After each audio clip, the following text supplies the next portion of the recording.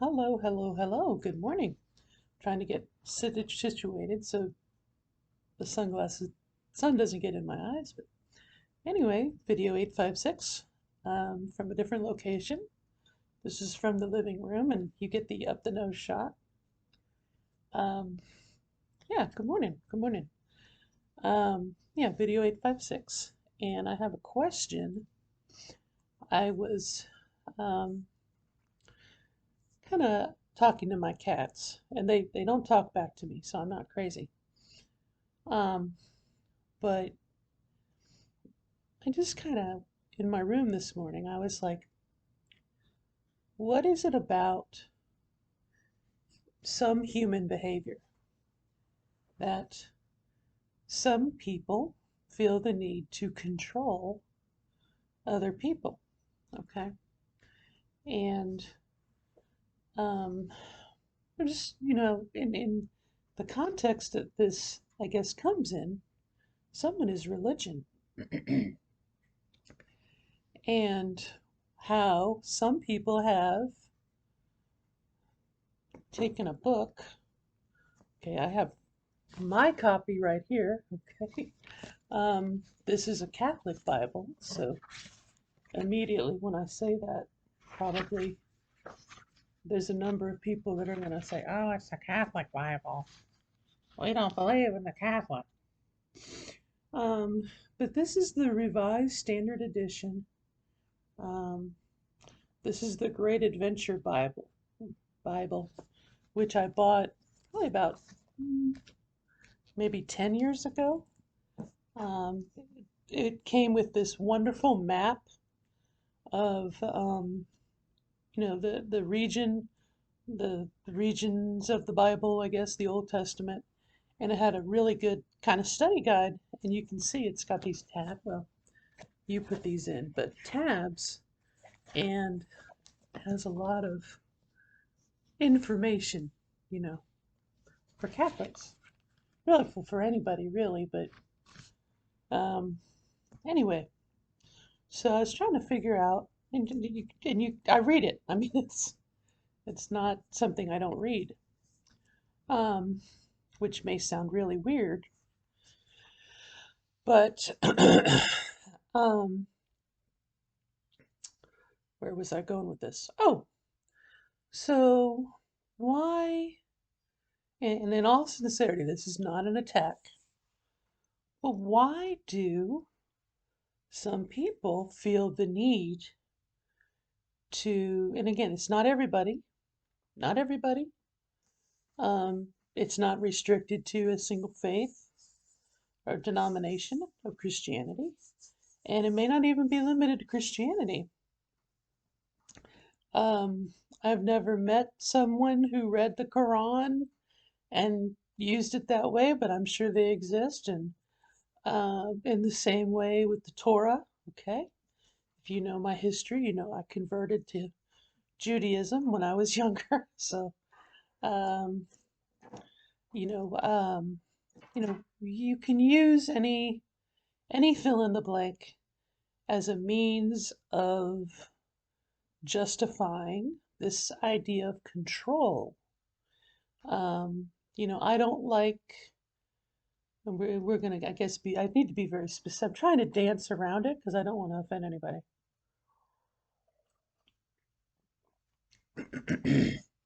Maybe if I do the I thing, okay.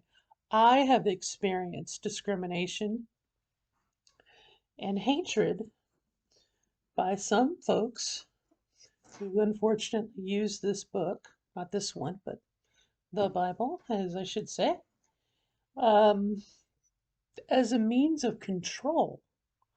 And I guess that's my whole thing. If we take the Bible out of it and just talk about that idea of control, what is it about,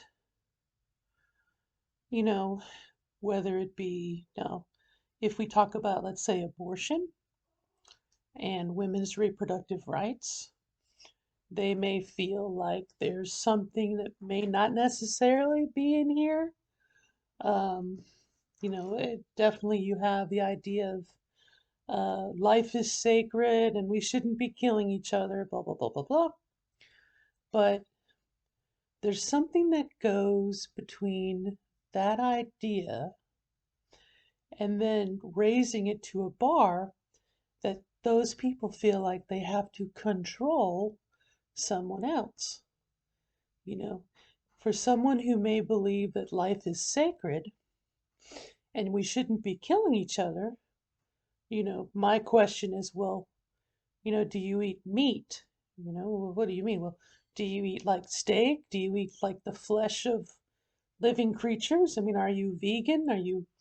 I mean, do you, if you don't believe in murder, okay, are you eating carrots and potatoes? And, well, if the answer is no, then you do eat meat, then maybe um, murder is not, killing something is not really the issue. You know, it definitely seems to me, in the case of abortion, that again, it's about control. It's a group of people or a person who feels a calling to control someone else. Okay. Let's move abortion out of the way because I don't want this to be a abortion type video.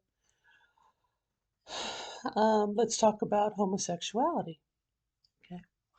What is it about same group of people who want to control other people, the who they love, who they choose to live with, and if you're part of the community or you know someone, it's not just sex. I mean, it's who they want to spend their time with, who they want to be with. What is it? Why is there this need for control?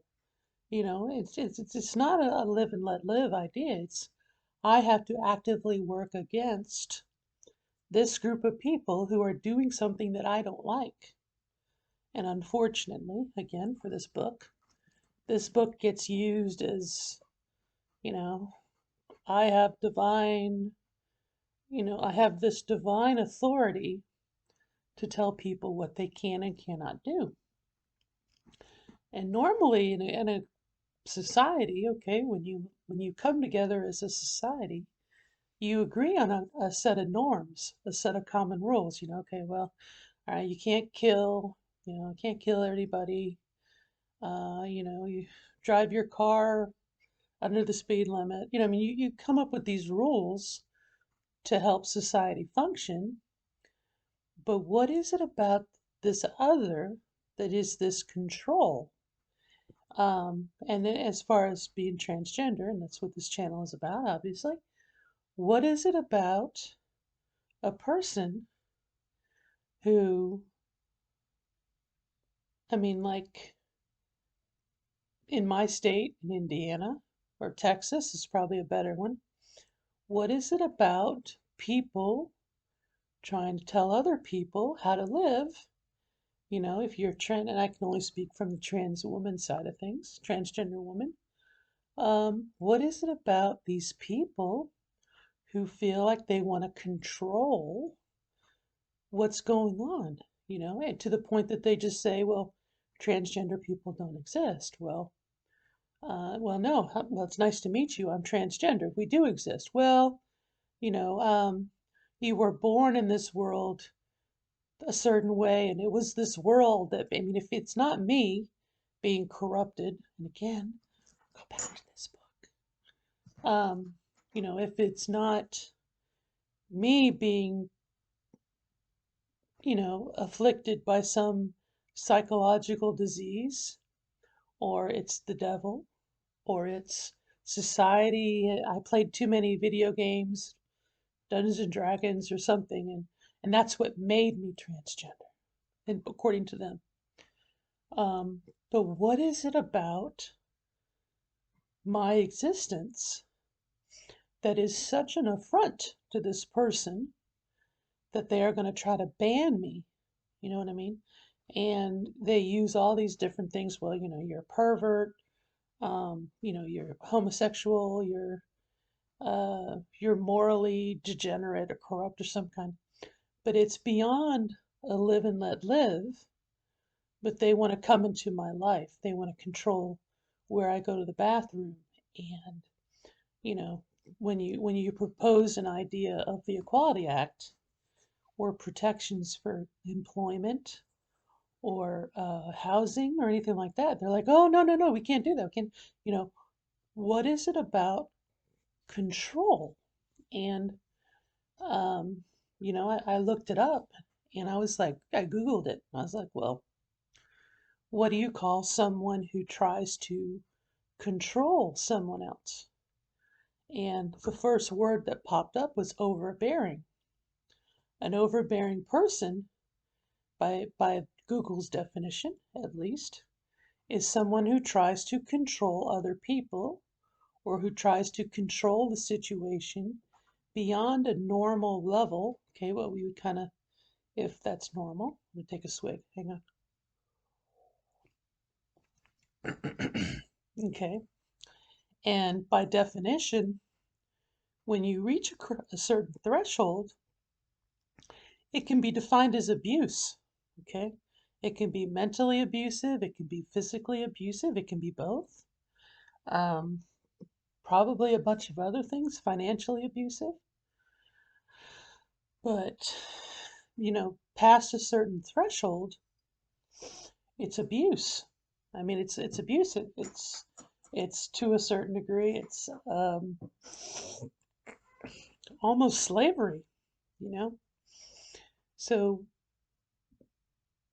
and I'm not trying to make a problem here. I'm just trying to understand what is it about if we took, unfortunately, this book, again, is used as some sort of justification for control.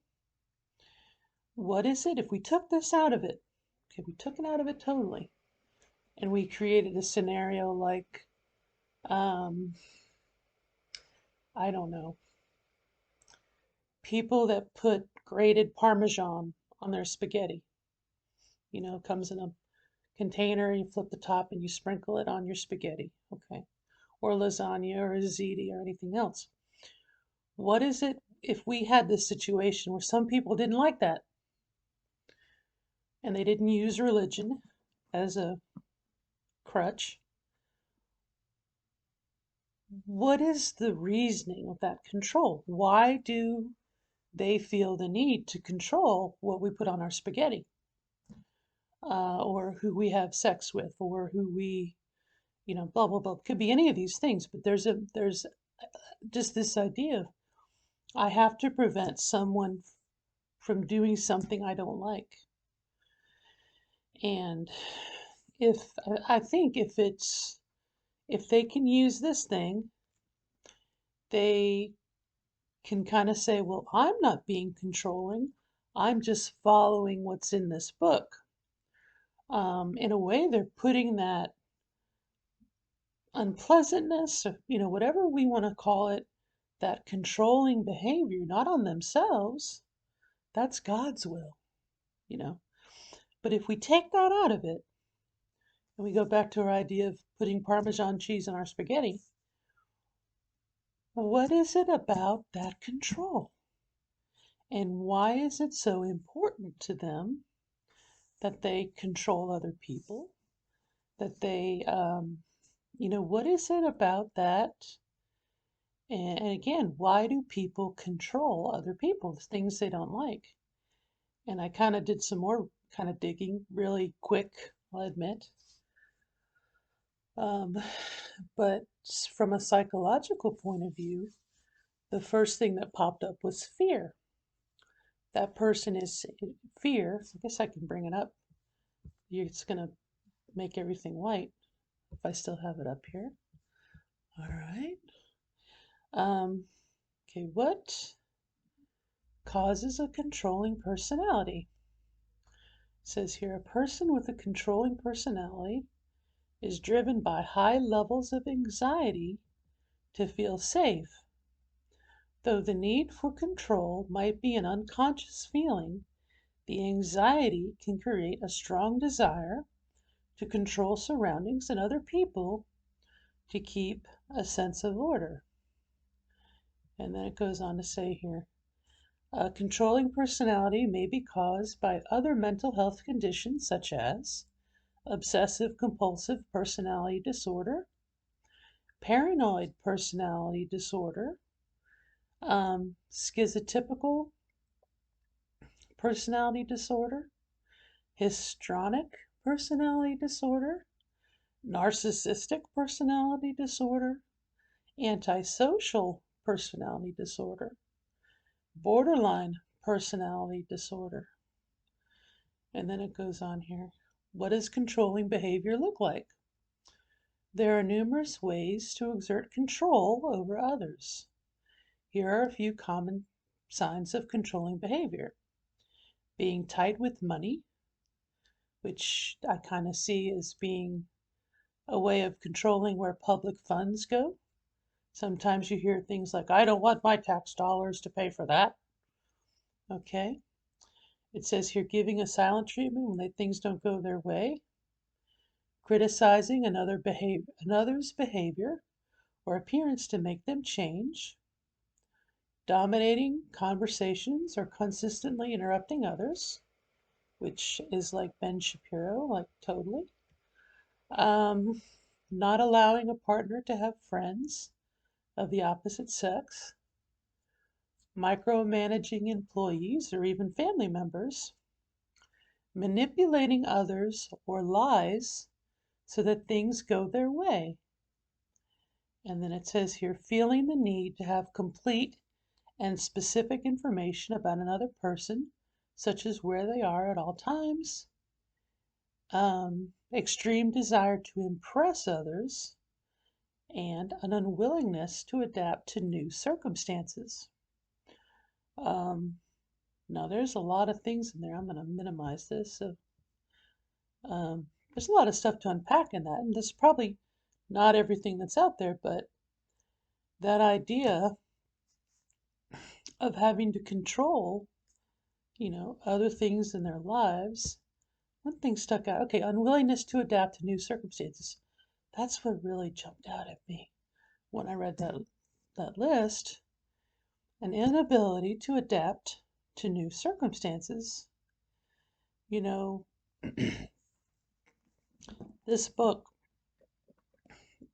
is probably the source material for this book, and depending on which part of it you're talking about, probably goes back, at most 3,000 years, and people have been, walking around, modern Homo sapiens have been walking around for, well over 55,000 years.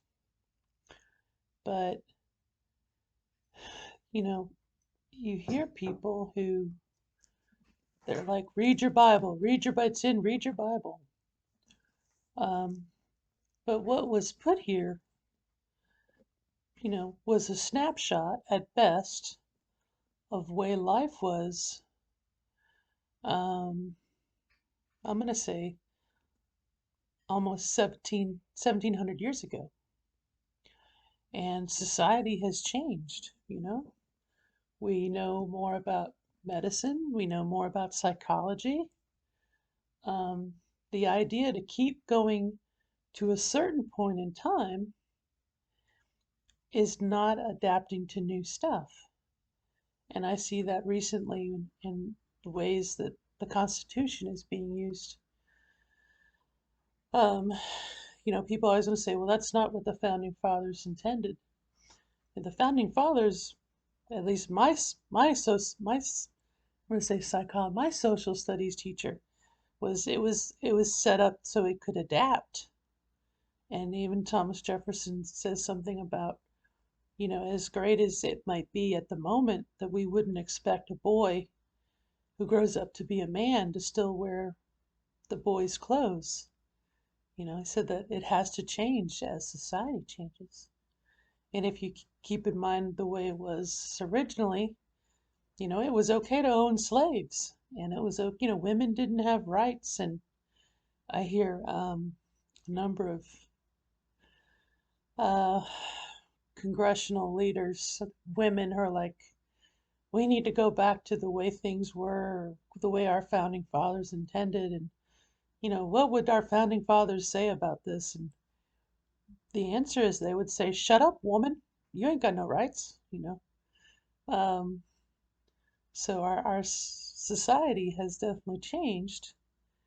And, to go back to something that's 1700 years old, um, it's you have to adapt, you know, especially with the advances of, if you look at, you know, in the 1950s, um, psychology, psychology and mental health really took over from what religion did before. You know, 200 years ago, you would go to your priest or your pastor, and they would be able to give you some advice about how this thing worked, your brain, and probably offer you some counseling and whatever.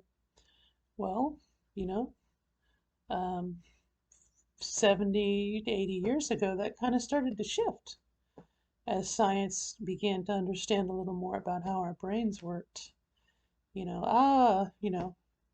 Little Timmy is ADHD. Um, he has a, biochemical disruption in his brain that he lacks this chemical, which we can provide in, tablet form that he gets every day, and he will function as a normal person. It's not a little demon living in his head, kicking his brain. It's making him do bad things, you know. And we say, oh, okay, that makes sense. But then at the same time, we look at this and we say, but, because you don't believe the way I do, you're misbehaving, Again, it's this idea of control, control, control, control, control, control. And I don't know how long that's going to take to peter out. I think about my daughter, Gen Z. Excuse me, I wet my whistle. Pardon me. Gen Z, they're not going to stand for this shit. You know, they're not going to. I took my daughter to the coffee house yesterday and met one of her friends who's transmasculine, and they're not going to. They're not going to stand for this shit. I mean, if people who believe in this don't adapt, they're going to go extinct, you know, like the dinosaurs.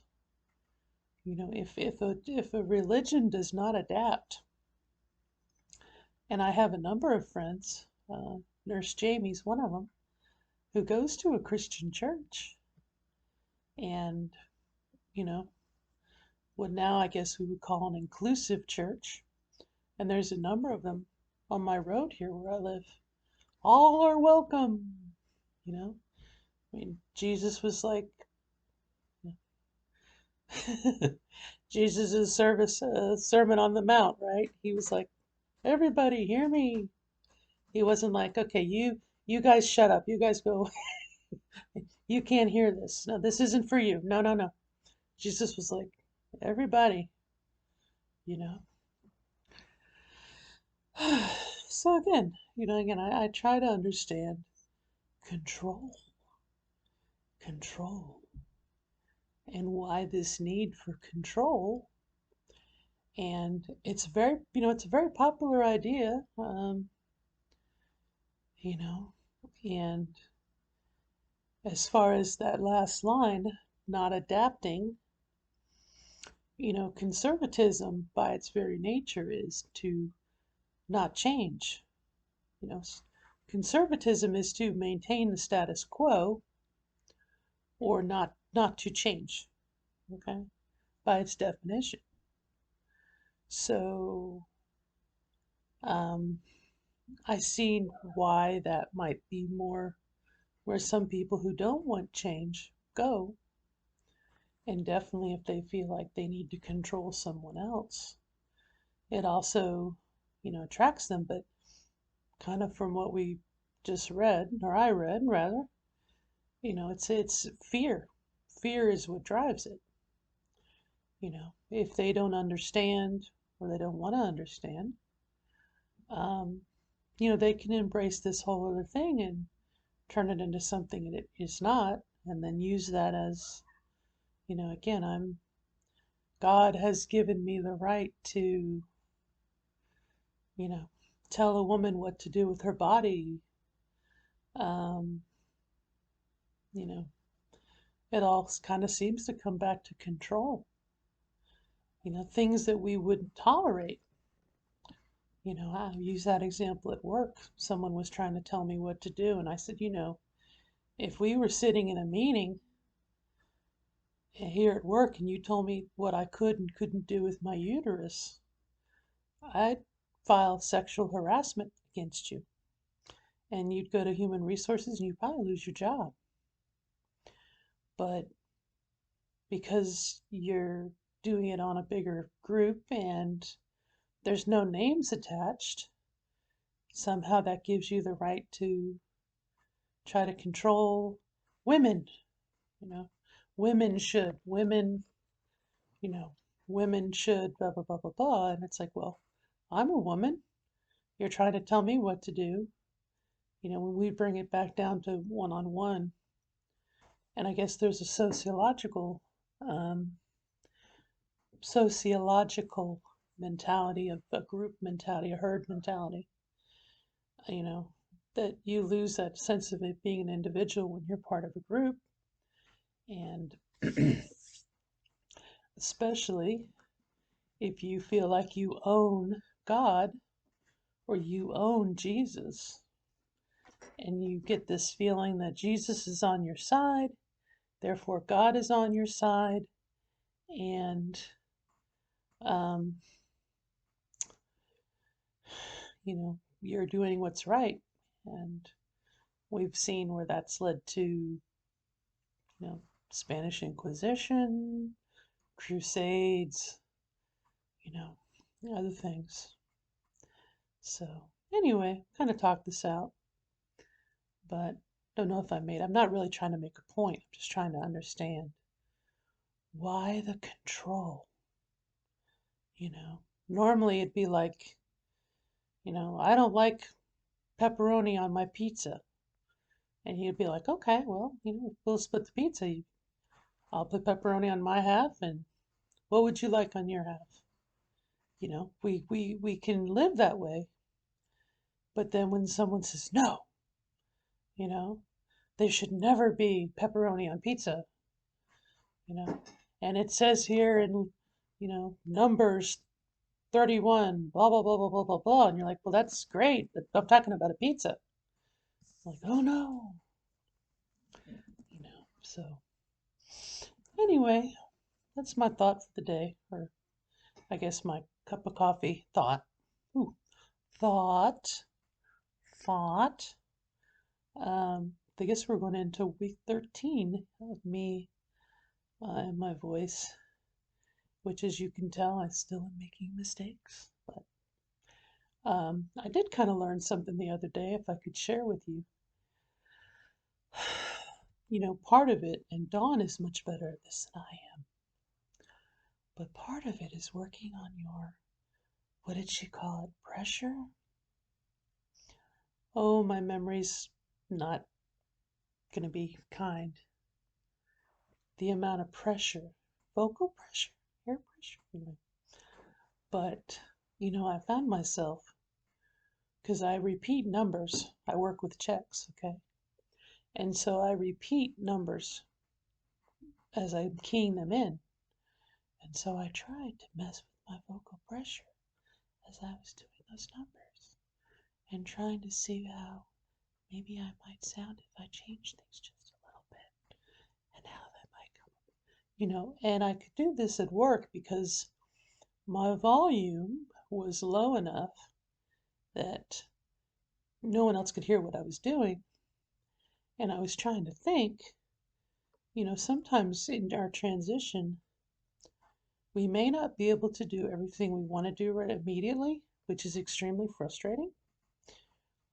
Whether it be hormones or other things. But this would be something that any of us could do that no one else knows about that might bear fruit down the road.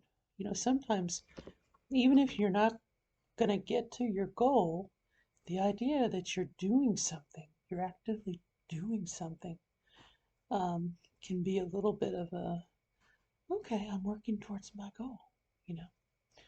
So anyway, I thought I would kind of share that. Yeah, and obviously I still have, what, and kind of, and I'll shut up, thinking about it is, we're trying to find our own voice. Ooh, our own voice, okay? And so, much like our appearance, we're all going to be different, you know? And so, if we all talked at the same pitch, the same intonation, the same everything, we'd all sound the same. How would you differentiate your voice from someone else? You know? And that's kind of where our personality come in. But again, if we all talked at the same, you know, frequency and the same pitch and then, this monotone, whatever, you know, how are you today? I am fine. How are you? I had a great weekend. We went to the movies. Oh, really? What did you see? I mean, again, it's that variation that gives us our sense of who differentiates us.